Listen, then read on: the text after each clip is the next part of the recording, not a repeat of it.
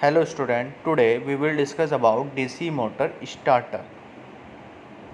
Starter का मतलब एक ऐसा डिवाइस जो स्टार्टिंग में ज़रूरत पड़ती हो जिसकी और उसके थ्रू मोटर स्टार्ट होता हो। स्टार्टर की नीड क्यों पड़ी, उसके लिए हमें एक छोटा सा कॉन्सेप्ट देखना पड़ेगा। जो बैक ईएमएफ होगा EB वो किसके इक्वल होगा, V माइनस IA है। That means supply voltage minus armature current into armature resistance. यहाँ से मैं IA की वैल्यू निकाल लेता हूँ, वो होगी V माइनस EB और आर्मेचर करंट की वैल्यू हो जाएगी V minus EB upon RA। ये इक्वेशन मिली आर्मेचर करंट की। इस इक्वेशन से काफ़ी कुछ चीज़ें क्लियर हो गई हमें। जो आर्मेचर करंट होगा वो कितना होगा, supply voltage minus back EMF upon armature resistance. Starting के टाइम पे जब मैं मोटर को स्टार्ट करूँगा बिल्कुल 0+ टाइम पे सप्लाई वोल्टेज कितनी दूंगा, 220 DC सप्लाई। बैक ईएमएफ कितना होगा स्टार्टिंग में, जब मोटर रोटेट ही नहीं करेगा स्टार्टिंग में तो बैक ईएमएफ कितना होगा, 0। और आर्मेचर रेजिस्टेंस कितना होता है, अप्रोक्सीमेट 0.5 ओम, 1 ओम, 0.3, 0.7 उसके आसपास होता है। हम लोगों ने एक अप्रोक्सीमेट 0.5 ओम मान लिया। वैल्यू पुट करता हूँ मैं आर्मेचर करंट की इक्वेशन में। IA इक्वल टू कितना हो जाएगा, 220 220 माइनस 0 अपॉन 0.5। जब इसको सॉल्व करोगे डेसिमल यहाँ से हटेगी 10 ऊपर, 5 से 10 कैंसिल आउट, 2 तो 220 into 2 440 ampere. That means starting में, बिल्कुल स्टार्टिंग में जैसे ही मोटर का हम लोग स्विच ऑन करते हैं तो 220 वोल्ट DC सप्लाई देने के बाद 440 एम्पियर इतने ज़्यादा अमाउंट में करंट उसमें प्रोड्यूस हो जाएगा, आर्मेचर करंट प्रोड्यूस हो जाएगा। और 440 एम्पियर जो करंट है वो रेटेड करंट का 1.5 टाइम्स गुना ज़्यादा है, 1.5 गुना ज़्यादा है, जो कि मोटर को मोटर में फॉल्ट करने के लिए इनफ है। इसके और क्या क्या इफेक्ट हो सकते हैं, वो फॉल्ट किस किस टाइप के हो सकते हैं। फर्स्ट ये है आर्मेचर वाइंडिंग का इंसुलेशन, जो इंसुलेशन होगा वो नष्ट हो सकता है। कम्यूटेटर पर स्पार्किंग प्रोड्यूस हो जाएगी जिसकी वजह से कम्यूटेटर फूक सकता है। सप्लाई वोल्टेज भी डिक्रीज़ हो सकती है। डैट मीन्स बहुत ख़तरनाक डेंजरसली इफ़ेक्ट पड़ रहे हैं उसके। तो इसी चीज़ से बचने के लिए, इसी प्रॉब्लम से बचने के लिए यहाँ पे 3 अलग अलग मेथड हैं। 1 बाय 1 करके तीनों को देखते हैं। फर्स्ट मेथड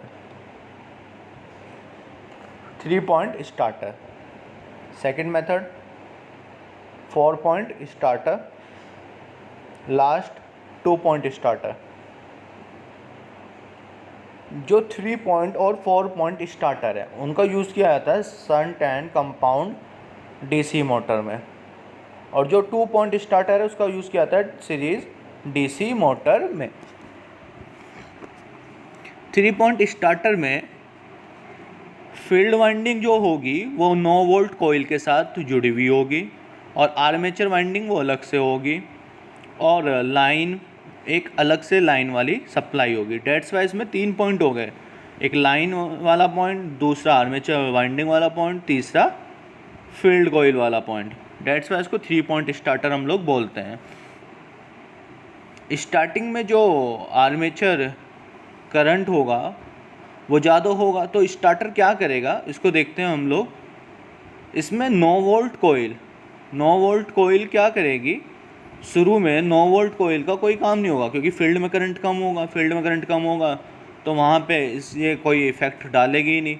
और इसमें एक स्टार्टिंग आर्म होगी जिसको वेरिएबल रजिस्टर भी बोलते हैं। वो वेरिएबल रजिस्टर रेजिस्टेंस को बहुत बढ़ा देगी स्टार्टिंग में।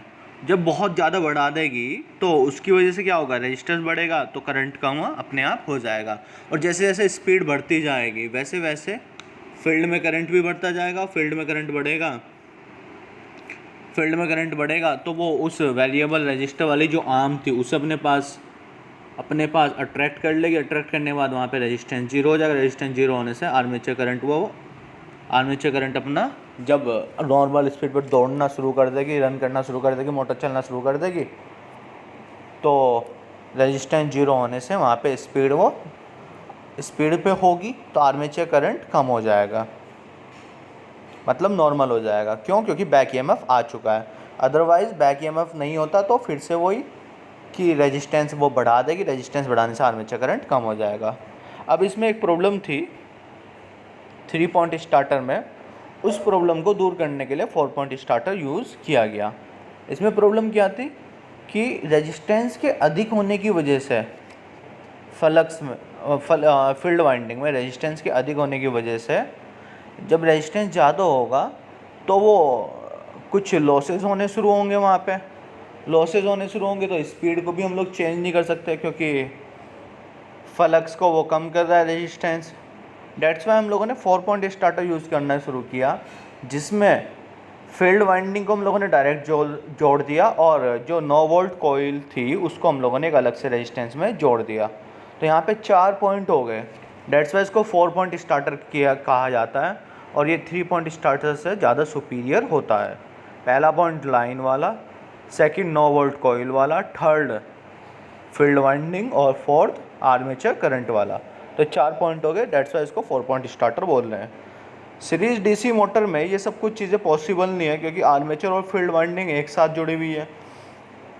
तो 9 वोल्ट कोइल को वर्क इसमें अगर मैं 3 पॉइंट स्टार्टर या 4 पॉइंट स्टार्टर से सीरीज मोटर को स्टार्ट करता हूँ तो 9 वोल्ट कोइल काम नहीं करेगी। That's why series DC motor के लिए 2 पॉइंट स्टार्टर को यूज़ किया जाता है।